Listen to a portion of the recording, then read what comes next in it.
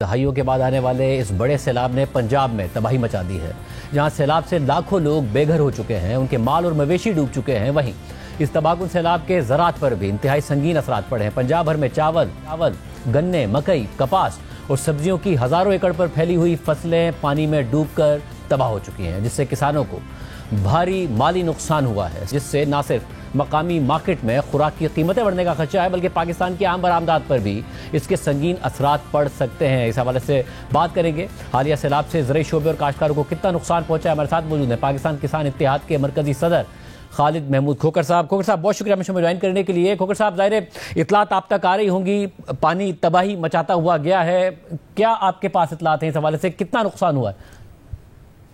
जी, तकरीबन इस वक्त तक जो हम एस्टिमेट लगा रहे हैं वो रफली एस्टिमेट है 15 से 20 लाख एकड़ का नुकसान हो रहा है जी। और उसमें चावल की फसल है, मक्की की फसल है, कमाद की फसल है, कपास की फसल है और तमाम किस्म की सब्जियात है और खुसूसन चारा जात है जो जानवरों के लिए हम इस्तेमाल करते हैं। इस वक्त जानवरों के लिए भी खुराक का बहुत बड़ा मसला बना हुआ है। और जो काश्तकार उस जद में आए हैं उनके पास अब कुछ भी बाकी नहीं बचा, ना उनके पास चारपाई है, ना बिस्तर है, ना खाने के लिए कुछ है। जो गंदम उनके पास पड़ी थी वो भी दरियापुर्द हो गई, उनके जानवर भी चले गए और उनके पास रहने सहने कपड़े पहनने के लिए भी उनके पास नहीं बचे। इस वक्त बेयारो मददगार वो रोडों के ऊपर बैठे हैं। तो मैं तो इस वक्त पूरी कौम से अपील करूंगा कि एज ए कौम हम उनकी इमदाद करें और उनके साथ खड़े हो जाएं, क्योंकि इस वक्त उन बेचारों के पास कुछ भी नहीं है। बहुत ज्यादा नुकसान हो चुका है उनका, बहुत ज्यादा नुकसान। पहले ही काश्तकार बहुत ज्यादा स्ट्रेस में था कि उसको बहुत सारी चीजों का, गंदम का रेट नहीं मिला, कपास का रेट नहीं मिला, तो अब तो आके बिल्कुल उसकी हर चीज ही उजड़ गई, यानी कि उसकी पूरी दुनिया ही उजड़ गई। इस वक्त आप ये कह सकते हैं उन काश्तकारों को जो सैलाब की जद में है।